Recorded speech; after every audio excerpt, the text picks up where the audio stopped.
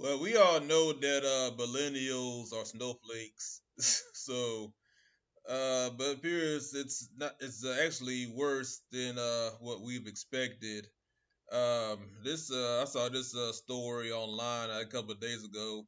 Actually, this story was updated back in November, but it was saying that half of millennials and 75% of Gen Zers have left jobs for mental health reasons, which proves that what we've been saying for like a long time, that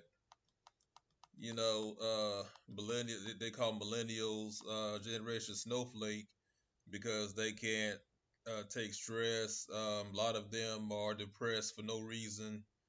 Uh, but I mean, I understand that we shouldn't talk down on people who have like legitimate mental health issues, because there are people out there, who really truly need help mentally, you know. But I kind of agree with what Paul Joseph Watson said in some of his videos, and the same thing that Andrew Tate says in some of his videos. That just a lot of it is just you know young folks, they just lazy. They don't like stress, they don't like hardship. They just want to cry, run home to mama. You know, and I kind of agree with that mindset that just snap out of it, because me, talk to me personally. I'm kind of like in between Gen X and millennials. I was born in the late '70s, and it's my take on is like, for me personally, my mental health. There was a time I was depressed, and I'll upload a video very soon about what cured my depression. And for me, it just came to the realization that nobody gives a damn about my problems. When I get to that realization, my mental health cleared up. It's like a fog just lifted, cleared up in my head, and I just kept on going. And I'm like, if you're depressed, so what? If I die, it ain't gonna change anything. The world's gonna keep on going while I'm not here. So what am I depressed about?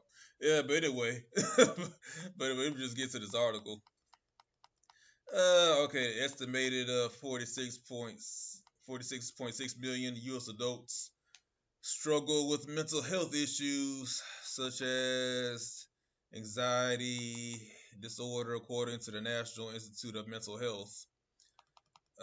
But you don't have to be clinically diagnosed with a mental illness to experience the symptoms and effects of stress and anxiety, especially in the workplace. For millennials specifically, research suggests that money and work are the biggest factors contributing to stress. Uh, I mean, stress is a part of life. Everybody gets stressed out every once in a while. That's just a part of adulthood. And young people these days, they don't know how good they got it, because think about it, we live in a world with so many comforts and luxuries. We got AC, heating, the telephone, TV, access to healthcare. Even if you're poor, don't have money, you can still go to the doctor. Um, there are different ways to make money. You can hustle. You know what I'm saying? I mean, just all kind of ways you can improve yourself if you're here in America. You know, and you don't know how good to have it, because back in the old days they didn't have the luxuries that we have today.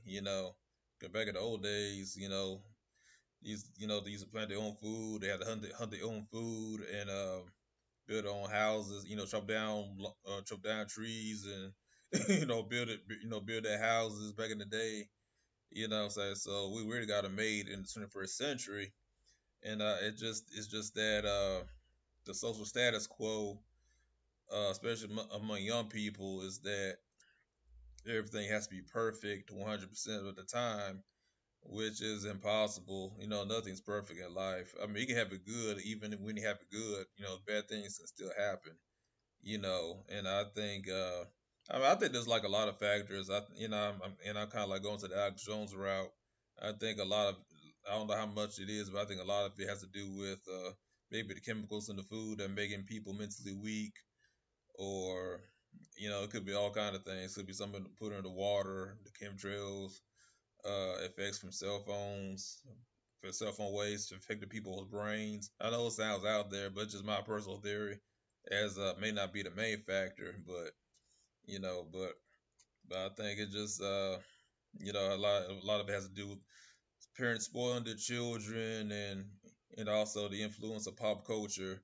Everybody wants to be pop rock stars and live the glamorous life when only like 0.000001% of the world is considered like famous or rich like that. So, so it's he can't be Beyonce, he can't be Jay-Z.